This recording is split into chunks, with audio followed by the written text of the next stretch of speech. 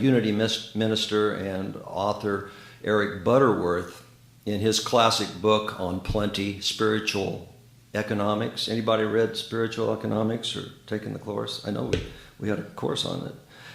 He wrote, many people go through life holding a tin cup under the Niagara Falls of God's plenty.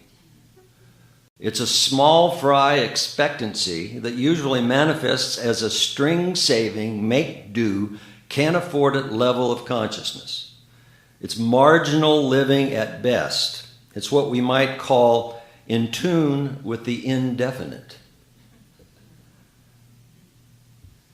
I don't know about you, but I would much rather be in tune with the infinite. The infinite source and supply of all that there is.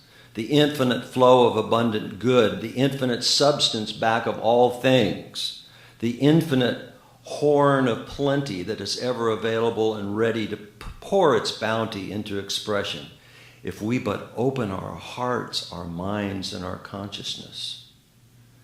Remember that God wants spiritual fruit, not religious nuts. If we can accept our good, God is willing.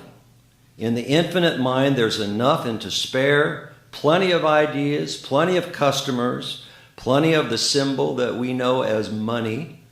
The only requirement is that we receive it first in consciousness. Nothing is withheld when we look to consciousness for our supply. To receive our good, we have to open up the space for it, right? And a lot of us have very busy lives, become incredibly selfish. So let's be clear, in this context that we're talking today, being selfish does not mean being a jerk. Doesn't mean being cold-hearted, cruel, hurtful, inconsiderate, unwilling to help another, unwilling to compromise, or even to make a conscious choice to put someone else's needs before yours if that feels like the right choice at the time. But it does mean filling up your soul and taking yourself from the inside by taking care of yourself. However, becoming selfish can get you started on a great path to having all that you need and then building a matching reserve. And reserves are the key to becoming irresistible.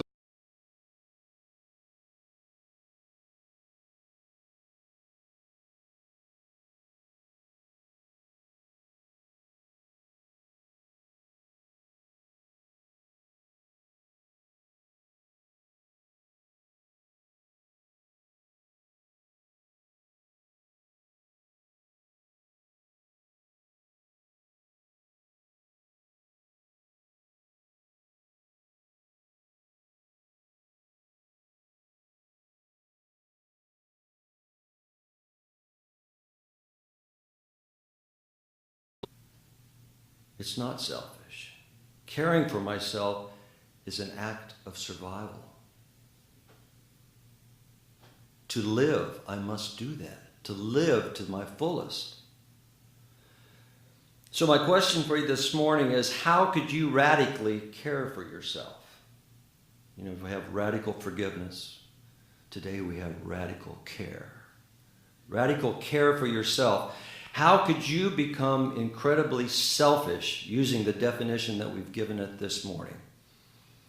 How could you open yourself up more to the sea of plenty in which you live already? You're swimming around in it by making yourself a more receptive place.